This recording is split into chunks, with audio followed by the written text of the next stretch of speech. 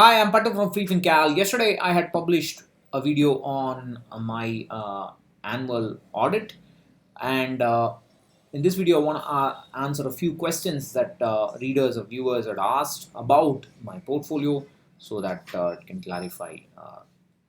So one of the first questions that people are asked me is, why do I have NPS in my portfolio although I am against it? The reason is that if you look closely, my NPS is a government scheme, which means it's mandatory for me. I don't have any other choice. So I have to hold NPS. And this is the total growth of my portfolio, the blue line, the retirement portfolio, and the red line at the bottom is the total investment made. This does not, another question asked was, what does this include NPS? No, it does not include NPS. It does not include my direct equity investments. This is just the growth of my mutual fund investments. I have a mutual fund tracker. I have two tools. I have a mutual fund portfolio visualization tool, which you can create this kind of a graph, and I also have a financial tracker, mutual fund and financial goal tracker for exclusively for mutual funds.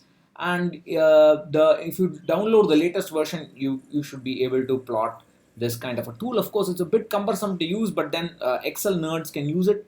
This kind of charting, it's very difficult to get in online portals. It's such a pity that this is not available, but I don't think, as far as I know, it is available to such detail. But anyway, that's what I use. You can download them. They're available for free in the website. You can get it.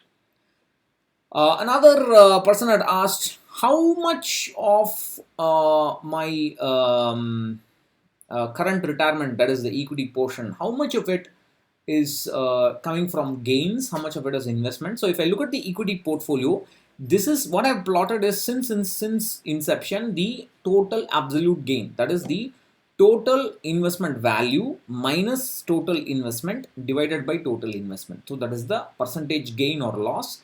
So you, as like I keep saying, for the first 5 years it was in loss, for about 2-3% loss up to 5 years, and then it shot up in about, you can see, from August 2003 to December 2014. So in about a year and a quarter, it shot up to 60% gain, and then from 60% gain, it dropped all the way down to 20% gain. That's the 20. So that's the biggest fall. That 40% is probably the biggest fall in my portfolio, and then it went up, shot up again to close to 80%, and then it has dropped down, dwindled down, and currently it is about 52%, 53%. So if you take my portfolio today as 100 rupees, 52 rupees has come from the gains, and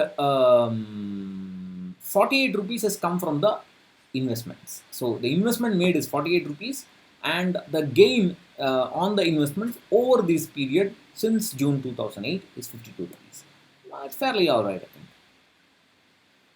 And another question that was asked is, why do I prefer active mutual funds, although I keep talking about hybrid funds? My portfolio is centered around hybrid funds. I prefer hybrid funds. Yes, I do hold Mirae large cap. It was not a large cap last year. It is a large cap today. You can't do anything about it. If mutual fund in the last audit, it was a multi cap fund. Since last 6 months, it has been a large cap fund. So you can't do anything. My problem is my portfolio is large. I can't quickly change. I'm not doing some SIP for 1,000 rupees and so on to quickly stop this, take the funds and take the units and put it into another fund and so on. It's not possible for a portfolio of a significant size, and therefore there is some inertia. There will be some inertia. It's inevitable, and I can't keep changing every time these mutual fund AMCs change rules. So that's life.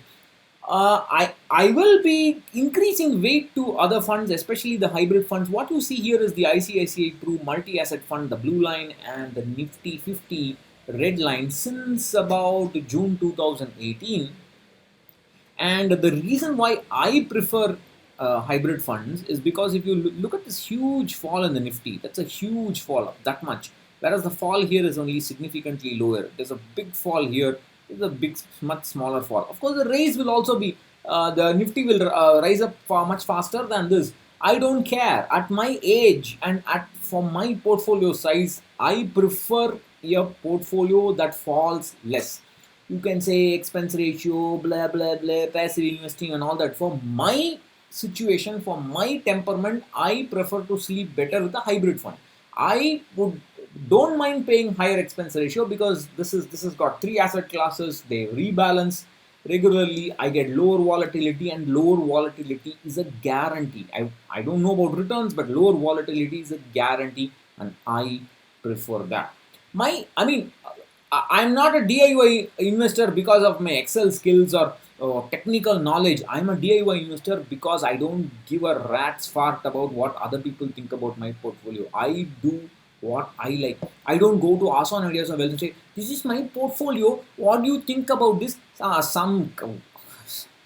Some random crackpot will say, who has been investing for 6 months, will come and say, "Oh, you have too many large caps in your portfolio. Go piss off. I don't care." If you want to be a DIY investor, you got to have conviction and you got to believe what you're doing is working for you, and it is working for me.